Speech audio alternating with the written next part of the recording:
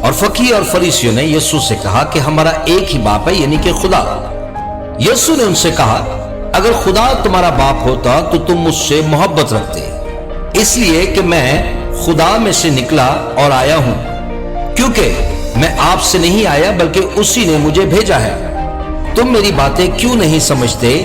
اس لیے کہ میرا کلام سن نہیں سکتے۔ تم اپنے باپ ابلیس سے ہو اور اپنے باپ کی خواہشوں کو پورا کرنا چاہتے ہو۔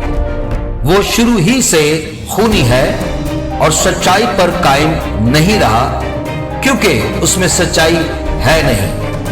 جب وہ جھوٹ بولتا ہے تو اپنی ہی سی کہتا ہے، کیونکہ وہ جھوٹا ہے، بلکہ جھوٹ کا باپ ہے۔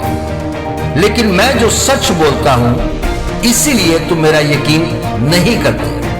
تم میں کون ہے جو مجھ پر گناہ ثابت کرتا ہے؟